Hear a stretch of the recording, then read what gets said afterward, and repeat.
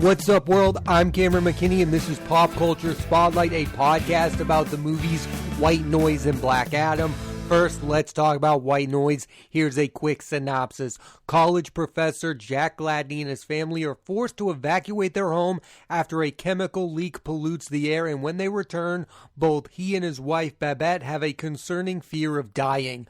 The film stars Adam Driver, Greta Gerwig, Don Cheadle, Raffi Cassidy, Sam and May Nivola, Jodie Turner-Smith, Andre 3000, and Bill Camp. Standout performances. Adam Driver has worked with almost every person who is considered a great filmmaker, but his most fruitful collaboration has been with writer-director Noah Baumbach, beginning with a supporting role in Frances Ha, and then a leading role in While We're Young with Ben Stiller, Naomi Watts, and Amanda Seyfried, what I believe to be Baumbach's most underrated film. The duo of Driver and Baumbach are coming off of their most successful film to date, Marriage Story, which paired Driver with Scarlett Johansson and featured Laura Dern, Alan Alda, and the late great Ray Liotta. For his performance, Driver was nominated for an Academy Award for the second time in his career and the first for a leading role. In White Noise, he's playing his most transformative role in a Baumbach film as Jack Gladney, a professor of Hitler studies. He gives some amazing monologues. Driver is capable of fitting into any kind of filmmaking style. He can be in a movie with very little dialogue and convey emotions, and can work with someone like Baumbach where the dialogue is everything. White Noise is Driver's lone 2022 movie, but he's got two films coming in 23, 65, a sci-fi thriller from the co-writers of A Quiet Place, and Michael Mann's Ferrari, where Driver will be playing Enzo Ferrari alongside Penelope Cruz and Shailene Woodley. Driver is also currently filming Francis Ford Coppola's long-awaited film Megapolis. Greta Gerwig has become a prominent writer and director, but before that she previously worked with Baumbach on Greenberg with Ben Stiller as Florence, an assistant who falls in love with her employer's brother, played by Stiller, Frances Ha as Frances, a character struggling to become an adult, and in Mistress America as Brooke, a flamboyant woman who is trying to impress her soon-to-be stepsister. Gerwig co-wrote both Frances Ha and Mistress America. Gerwig has not acted in a film since Wes Anderson's Isle of Dog and hasn't appeared in a live-action film since 2016. In White Noise, she is playing Babette, the loving wife to Driver's character, who begins taking a mysterious pill that concerns her family. Gerwig's energy as a performer is infectious. Gerwig, of course, is the writer-director of the upcoming Barbie movie, co-written by Baumbach, starring Margot Robbie and Ryan Gosling. And like the rest of the world, I'm intrigued by what I saw in the trailer. I love her as a director. Lady Bird and Little Women are masterpieces, but I also want to see Gerwig continue to act. I think she's the most unique actress working today. Don Cheadle is an actor who early on in his career was working with great filmmakers. 1997, he worked with Paul Thomas Anderson on Boogie Nights. He worked with Steven Soderbergh on 1998's Out of Sight, 2000's Traffic, and the Free Oceans films from 2001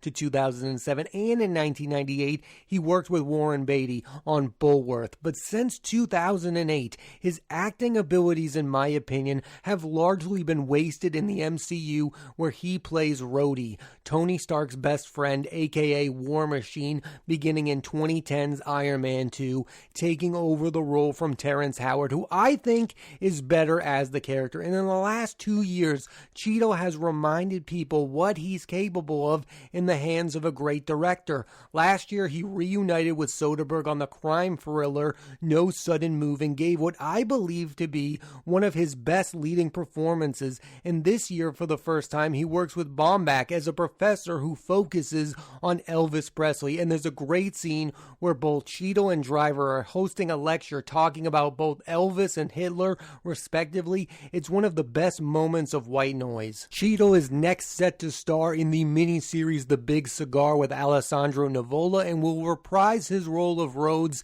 in the Marvel Disney Plus show Secret Invasion, and is supposedly getting his own movie titled Armored Wars. Maybe they'll finally do the character and Cheadle justice. There are two young actors from White Noise who I want to shout out, and they are Raffi Cassidy, who I believe is underrated. She was great great in Yorgos Lanthimos' killing of a sacred deer and Brady Coburt's Vox Lux, and has some great scenes with Driver and White Noise. And the other is Sam Nivola, who acts as the expert of the toxic air event and has everyone panicked. He's the breakout star of the film. And the last person I wanted to mention is Jodie Turner-Smith, who gave two great performances in Kogonada's After Yang and White Noise, both with not a ton of screen time, yet she's memorable in both. She has two TV projects on the way, Bad Monkeys with Vince Vaughn and Michelle Monaghan, and The Acolyte, a Star Wars Disney Plus show, and she will be in Murder Mystery 2 with Adam Sandler and Jennifer Aniston. Noah Baumbach is one of my all-time favorite filmmakers. I love the dialogue in his films that are usually about intellectuals,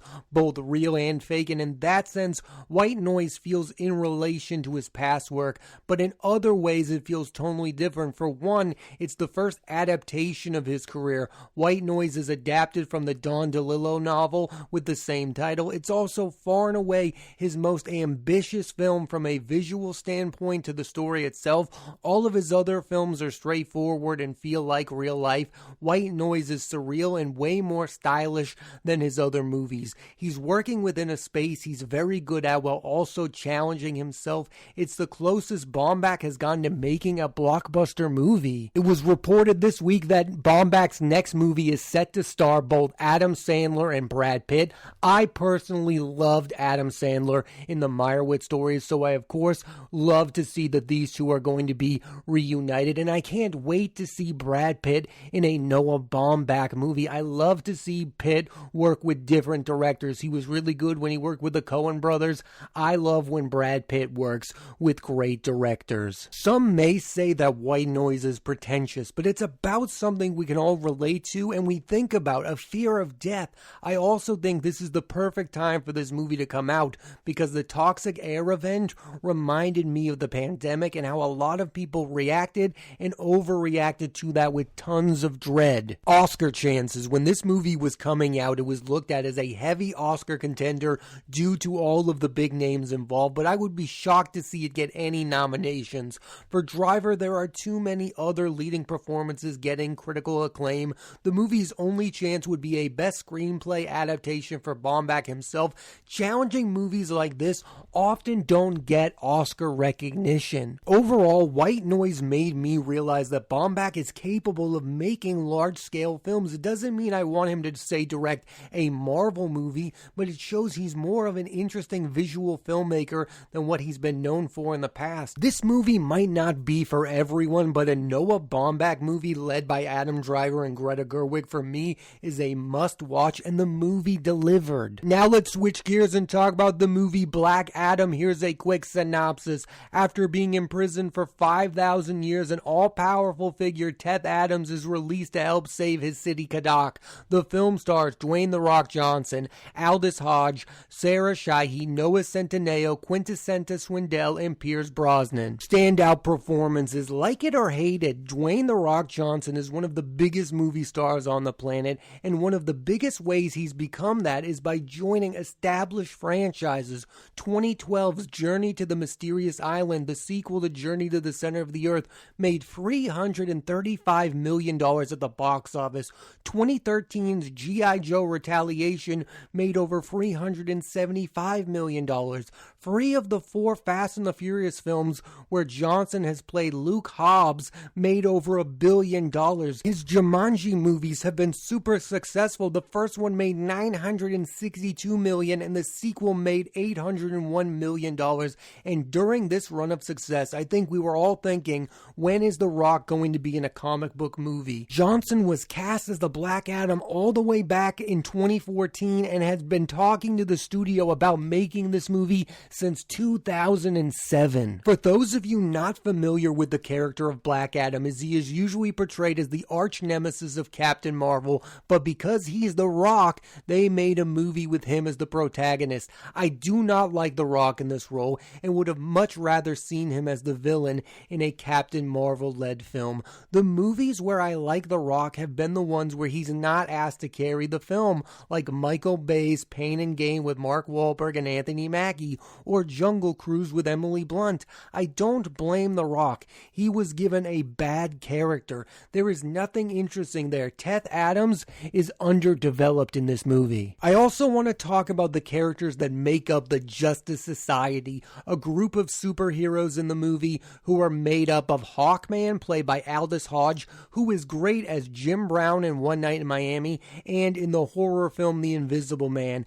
Atom Smasher, played by Noah Centineo, best known as the co-lead of the Netflix teen romantic comedy movie To All the Boys I've Loved Before, Quintessenta Swindell as Cyclone, and Pierce Brosnan, the man who played James Bond in 4 films from 1995 to 2002, plays the magical Dr. Fate. And none of these characters work. They are all archetypes of other characters that have been successful in these kind of movies. For example, Centineo is playing an overeager younger character that has never been in battle, similar to Tom Holland's Spider-Man in Captain America Civil War, but done a lot less effectively. The arcs of these characters are lame and have been done before. This Let's Assemble the Team scene is old and tired, and I'm sick of seeing it in these kind of movies. I've seen it in Suicide Squad. I've seen it in the Avengers movies. We get it. There's going to be a scene in these movies where they have to put together a team,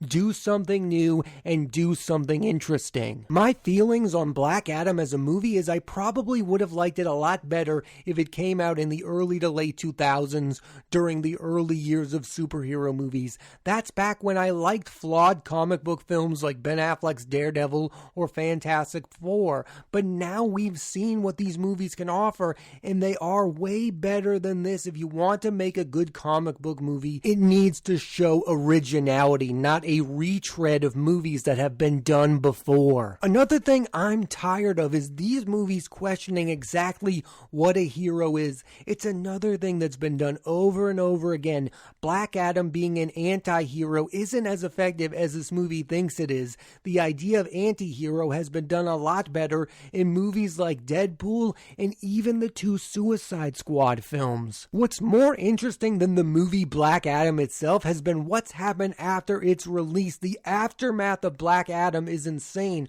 First, I don't want to spoil anything, but the world knows that Henry Cavill is in this movie as Superman. I won't reveal why or how, and Cavill himself announced he was coming back to play the character, and the world was rejoicing until leadership changed at DC. Director James Gunn and producer Peter Safran were named co-heads of DC Films, and since they took over, it was announced and confirmed by Cavill himself he will in fact not be returning to the studio to play Clark Kent, and that they will be making a different movie about a younger Superman written by James Gunn. And they've also decided not to move forward with Wonder Woman 3 with Gal Gadot, and The Rock has come forward and said that Gunn told him a Black Adam sequel is not in their short-term plans. That's a lot to take in, and I'll be the first one to rag on how bad DC films have been in the past. Batman v Superman, Justice League, and Wonder Woman 2 are awful films, but is this the right way to go about making well-known actors look bad? Part of the reason the MCU is so successful is they get bigger names to be in their movies and form long-term relationships with the like of Robert Downey Jr., Samuel L. Jackson, Chris Evans, and Hemsworth. In the span of weeks, DC has ticked off the guy who played Superman, albeit in some bad movies, although I liked Man of Steel, and Dwayne The Rock Johnson, someone who most studios want to be in business with. And I haven't even yet mentioned the fact that they scrapped an entire Batgirl movie that was bringing back Michael Keaton's Batman. My question is any big name going to want to work for Warner Brothers on a DC movie ever again? I want to focus on Henry Cavill for a second because I know there are some people out there who love his version of Superman. I'm not the biggest Superman as an interesting character kind of guy. I think the character is boring, and that's why I think Batman movies are a lot better than any Superman movie has ever been. Superman, they made a good movie with Christopher Reeve. Some of them are bad. I don't think any of those movies are as good as any Batman movie. I think Batman is just a way more interesting character. I think this is a blessing in disguise for Cavill. I know a lot of people people are bringing up the fact that he quit The Witcher to be in these Superman movies. I don't know if that's true, but I think this is the best thing for his career, not to play this boring, bland character, because I enjoy him way more in movies like Man from U.N.C.L.E. or Mission Impossible Fallout. I don't know if he'll ever be the leading man we all thought he was going to be, but I think Henry Cavill is more interesting of a guy when he's not playing Superman. I love him as Sherlock in Enola Holmes with Millie Bobby Brown. I think he's destined to be in those kind of movies. I want Henry Cavill to be in good movies, whether he's the lead or not. He's been in one good movie as Superman. I also wonder what this all means for Dwayne The Rock Johnson. I mean, there were reports that this movie made $390 million worldwide, which isn't great, and media outlets have said that it lost money,